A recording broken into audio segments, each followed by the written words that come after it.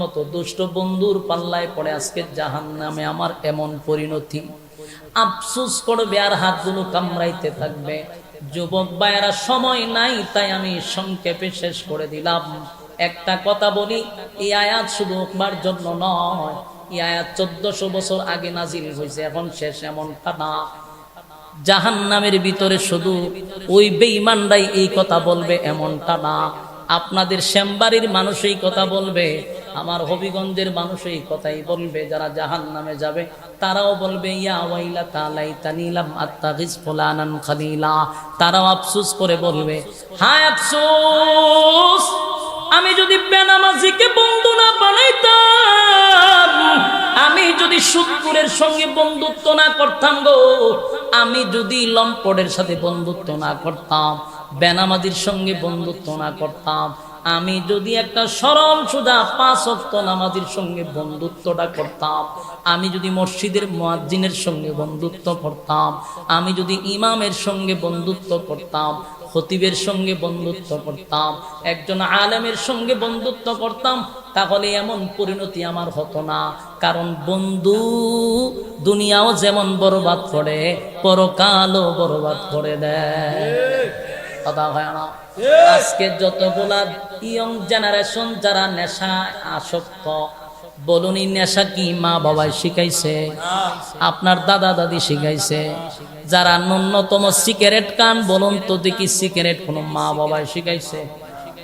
কথা বল না, সিগারেট মা বাবাই শিখায় না। বোতল যারা খায় নাকি মা বাবা শিখায়? কথা বল। ইয়াবা যারা খায় মা বাবা শিখায়, চাচা চাচি শিখায়, স্কুল কলেজ ভার্সিটির শিক্ষকরা শিখায়। শিখাইলো কেডা? বন্ধু, হ্যাঁ দুস্থ বন্ধু শিখায়।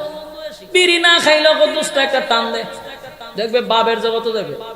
এই বাবের জগত নেওয়ার জন্য একটা দুইটা টান দিতে দিতে ফাঁকা বিড়ি কুরবানায় ছেড়ে দেয়।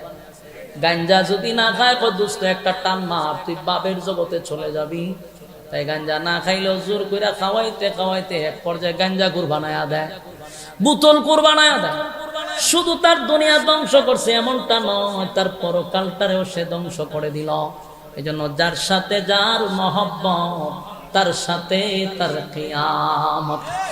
যার তার সঙ্গে বন্ধুত্ব চলবে না, যার তার সাথে বন্ধুত্ব করবেন না। বন্ধু দরকার আছে। আমার আল্লাহ বলেন, আমার বন্ধু হলেন হাবিবে কিবরিয়া।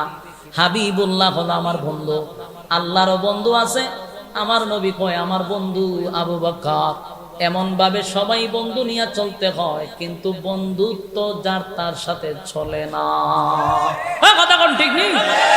সম্মানিত শুধু সময় স্বল্পতার কারণে আমি আর সামনে আগানোর কোনো সুযোগ নাই।